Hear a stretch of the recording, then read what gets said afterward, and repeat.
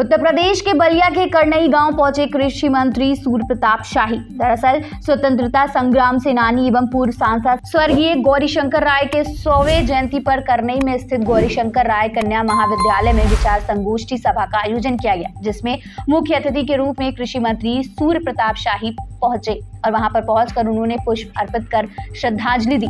इस दौरान उन्होंने बताया कि हम लोग अपने छात्र जीवन में देखा करते थे कि उनका सरल व्यवहार व जनहित के मुद्दे को विधानसभा, विधान परिषद व लोकसभा के अंदर किस तरह से वो निरंतर उठाने का काम करते थे, साथ ही उसके समाधान के लिए हमेशा संघर्ष करते थे। कृषि मंत्री सूर्य प्रताप शाही ने केंद्र सरकार द्वारा फसलों पर एमएसपी बढ़ाए जाने के निर्णय को किसानों की आमदनी बढ़ाने की दिशा में ठोस कदम करार दिया।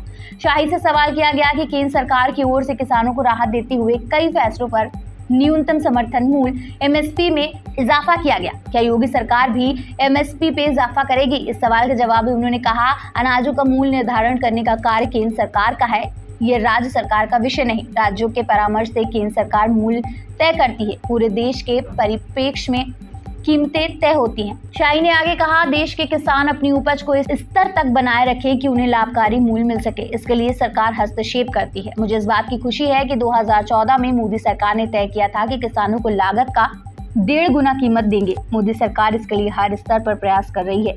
अगले साल के लिए केंद्र सरकार ने रबी, दलहनी व तिलहनी फसलों की एमएसपी बढ़ा दी है। जन्म जयंती समारोह है और एक तरीके से वो शताब्दी समारोह के रूप में मनाया जा रहा है। गौरीशंकर राय जी उत्तर प्रदेश के एक प्रमुख स्वतंत्रता संग्राम सेनानी, राजनेता, समाज सुधारक और समाज की अग्रणी भूमिका करने वाले एक सामाजिक और राजनीतिक कार्यकर्ता थे। हम लोगों ने अपने छात्र जीवन में उनको व्यक्तिगत रूप से देखा। उनका सादगी, उनका सरल व्यवहार और जनहित के मुद्दों को विधानसभा, विधान परिषद और लोकसभा के भीतर उन्होंने निरंतर उठाने का काम किया और उसके समाधान के लिए संघर्ष करते रहे। वो महापुरुष हमारे बीच में नहीं है।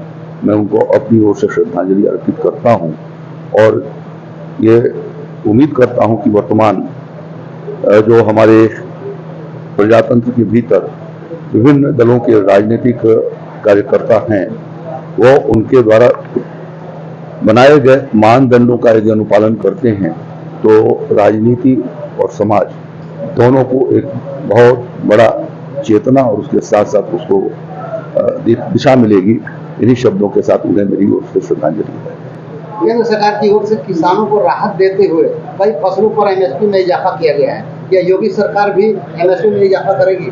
ये आपको जानना चाहिए कि अनाजों के मूल्य के निर्धारण करने का अधिकार भारत सरकार का है।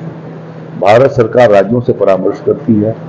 हर राज्य अपने परामर्श केंद्र सरकार को भेजते हैं और पूरे देश के परिप्रेक्ष्य में जो कीमतें तय होती हैं, वो सारे जिन जिन फसलों का जिन जिन प्रदेशों के भीतर खेती होती है, उनके भीतर उसका अध्ययन करके कुछ कृषि वैज्ञानिकों के द्वारा, कृषि विश्वविद्यालयों के द्वारा और किसानों की समिति उसको एडवाइस के रूप में देती है और उस आधार पर तय होते हैं।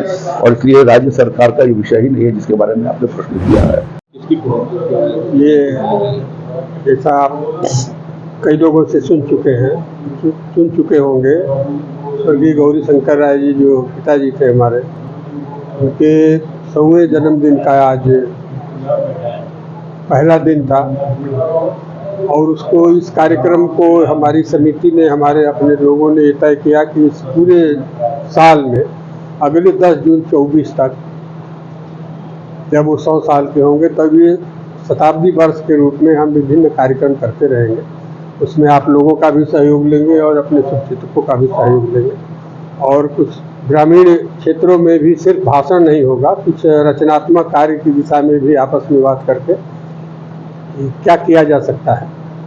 कितने उच्च विचार के थे, कितनी समाज सेवा में किए, हमारे समाज के लिए क्या प्रेरणा दिए? देखिए, हमारे पिताजी थे, हमारा कुछ कहना बहुत उचित नहीं होगा, लेकिन हम लोग अपना बचपन जिस तरह देखे हैं, वो सांसद होते हुए भी आप कल्पना नहीं करोगे, वो रिक्शा से बलिया जाते थे और सड़क पर उतर के पैदल घर जाते थे। इक्का एक गांव में हमारे था, तो कहते कि एका पर केहू ना बैठी हो, हम एक पे बैठा और सांसद होने के बावजूद भी गाड़ी कैसे लोग मेंटेन रख पाते हैं इसकी चिंता जाहिर करते हैं। हम लोग उस हिसाब से नहीं हो पाएंगे, न चल पाएंगे। बलिया से अमित कुमार की रिपोर्ट।